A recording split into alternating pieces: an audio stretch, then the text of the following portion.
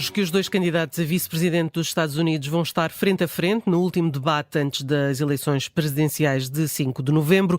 O debate entre J.D. Vance e Tim Walz vai decorrer nos estúdios da CBS em Manhattan, Nova York, a partir das 21 horas locais, 2 da madrugada em Lisboa, e é a última oportunidade para as duas candidaturas falarem para uma audiência de milhões de eleitores.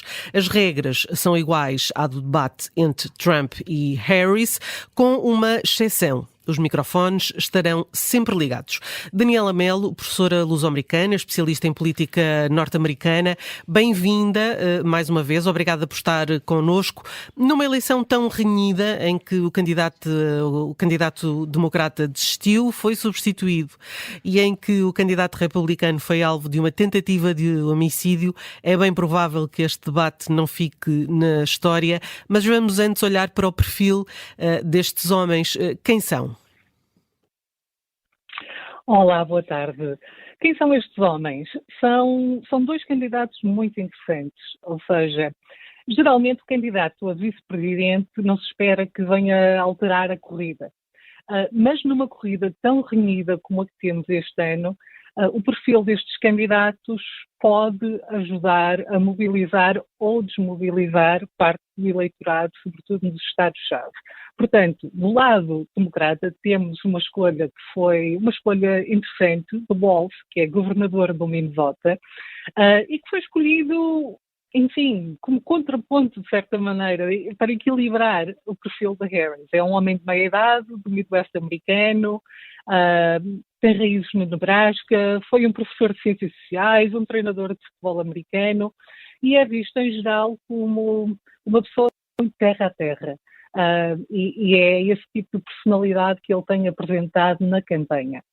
J.D. Vance, por outro lado, é 20 anos mais novo que Walz, é um candidato que vem do Senado do Ohio, é um senador do Ohio, mas é senador apenas há 2 anos.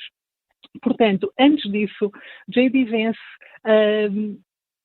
teve um perfil e uma ascensão muito rápida, primeiro como grande crítico de Trump. Portanto, ele é uma escolha muito interessante porque é um indivíduo que até há 2 anos atrás dizia coisas muito radicais sobre o candidato que agora apoia e que tem que defender esta noite no debate. Quando digo radicais, quero mesmo dizer radicais, do género que Donald Trump era o novo Hitler, ou que Donald Trump era heroína cultural para o país. Portanto, essa será uma das questões definitivamente que imagino que esta noite sejam colocadas a J.D. Vance, porque é que ele mudou de opinião e se apresenta agora como o principal defensor da campanha de Donald Trump. Mas J.D. Vance também é um contraponto a Donald Trump. Ou seja, se por um lado ele agora alinha em termos pessoais e do seu perfil, ele é definitivamente um contraponto. Não só por ser mais jovem, mas por ser uma pessoa que também, vindo do Midwest americano, tem um percurso de vida muito interessante, tendo nascido relativamente pobre, numa classe trabalhadora, tendo uma história pessoal que é muito interessante, porque ele tinha uma mãe que andava na droga, acabou por ser basicamente criado pela sua avó. Isso também será interessante esta noite, ver até que ponto é que J.D. Vance consegue relançar o seu perfil pessoal como uma vantagem para o Partido Republicano. Até porque as sondagens mais recentes mostram que Tim Walz é mais popular do que J.D. Vance. É pelaquela característica de o americano comum que ele costuma passar? É, mas não só. Ou seja, os índices de favorabilidade que temos mostram claramente que Walz tem uma opinião muito mais favorável junto ao público americano em geral do que J.D. Vance. Parte disso é aquela característica de homem terra a terra, o vizinho ao lado, aquela personalidade simpática e acolhedora que caracteriza Walz, mas aqui também é importante lançar a questão de J.D. Vance e o tipo de posicionamento que ele tem tido. Ou seja, muitos americanos consideram-no francamente desagradável e agressivo. Ele tem tido uma abordagem pouco cuidadosa, sobretudo no que diz respeito às questões dos direitos reprodutivos, às questões da mulher, o papel da mulher na sociedade, se a mulher deve... ou seja, ele tem dito coisas que afastam partes do eleitorado que são necessárias para o ticket republicano poder avançar. Ele tem criado muitos anticorpos, digamos assim. Portanto, é os dois lados. Os temas que vão dominar a noite, se tivesse que apostar: economia, imigração, aborto? Sim, esses sem dúvida nenhuma. A economia, a imigração e o aborto são temas importantes para ambas as campanhas. Aqui também podemos ter algumas surpresas. A questão do serviço militar pode ser mais importante neste debate, porque temos ambos os candidatos fizeram serviço militar e, como sabemos, este tem sido um ponto de ataque de J.D. Vance a Tim Walz. J.D. Vance serviu no Iraque e Tim Walz teve uma frase infeliz sobre o assunto, não é? Exatamente. E, quer dizer, nenhum deles serviu em combate. Sim. Portanto, nenhum deles se pode vangloriar disso. Mas, exatamente, Tim Walz tem sido acusado de ter tido uma frase infeliz em que deu a impressão de ter estado em combate, quando, na verdade, também nunca esteve em combate.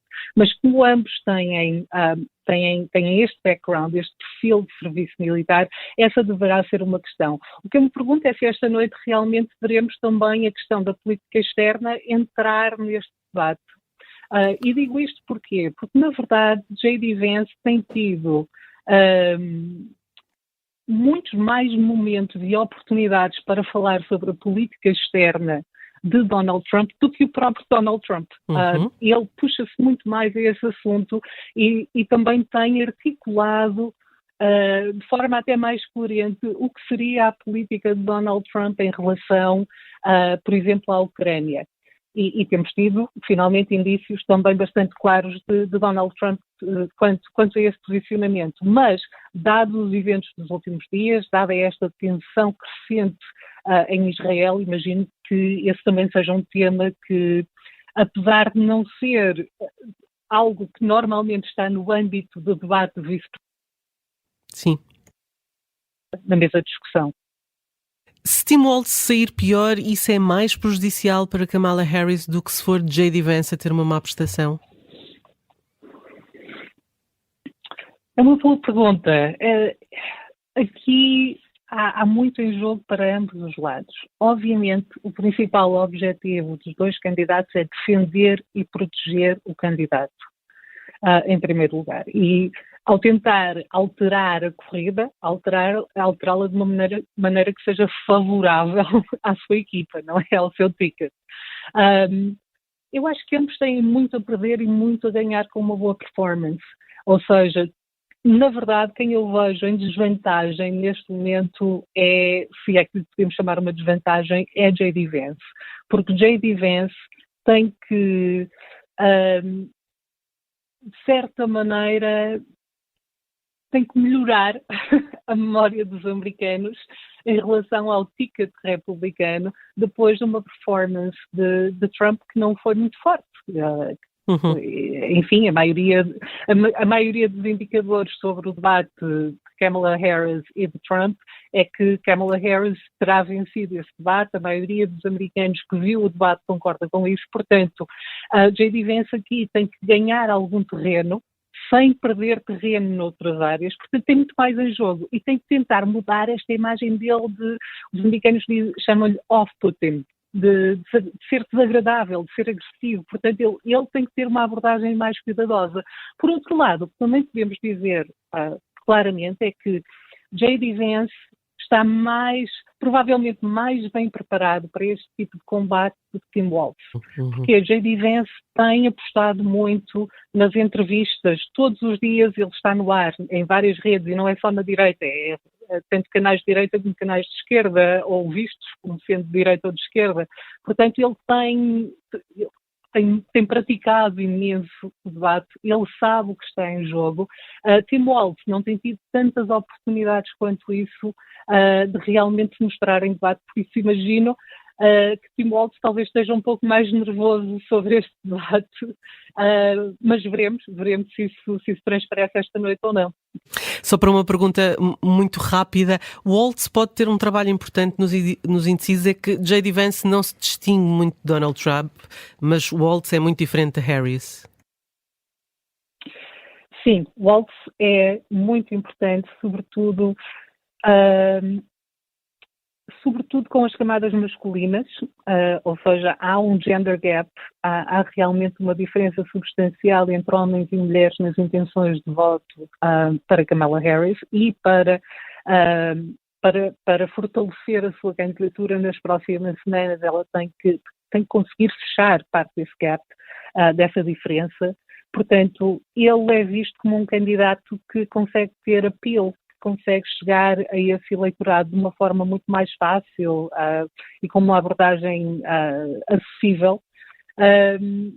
Tim Walz também é interessante porque, sim, ele consegue mostrar, ele consegue basicamente atingir o eleitorado do Midwest americano com a sua personalidade. Isso em si também é bastante importante. O facto de ele ter uma favorabilidade ou um índice de favorabilidade muito superior a J.D. Vance não deixa de ser importante, mais uma vez, porque numa corrida tão renhida e em que provavelmente não voltaremos a ter um debate, um confronto entre os líderes dos tickets, este debate realmente torna-se mais importante porque é o último grande confronto público entre as duas candidaturas. Obrigada, Daniela Melo, por ter estado mais uma vez connosco nesta América Dividida. No fecho, como sempre, o Nelson Ferreira faz um olhar diferente e olhou hoje para outros debates mais ou menos decisivos entre candidatos a vice-presidente, um trabalho com a sonoplastia da Mariana Sousa Aguiar. O debate de hoje entre os candidatos a vice-presidente dos Estados Unidos deverá ser um dos mais importantes da história americana. Ao longo dos anos, estes embates não tiveram grande impacto no resultado final das eleições, mas, segundo vários comentadores, este poderá ser diferente. Na memória está ainda bem presente o debate de 2008 entre Sarah Palin e Joe Biden, que, entre outros destaques, teve aquele momento, ainda antes do início, em que a republicana cumprimenta o democrata dizendo «posso tratá-lo por Joe», tentando assim não cair novamente no erro de lhe chamar O Biden, o que aconteceu durante a campanha, numa confusão com o candidato a presidente, Obama. Já em 2020, aconteceu o debate que opôs Kamala Harris a Mike Pence e onde nasceu a expressão I'm speaking, que continua a ser usada por Kamala Harris, mas que nessa noite serviu para rebater as constantes interrupções de Mike Pence. No entanto, a recordação mais viva dessa noite talvez seja a de uma mosca que pousou no branco cabelo de Pence naquilo que pareceu ser uma eternidade. Two Princes, Spin Doctors, 1991, Estados Unidos da América.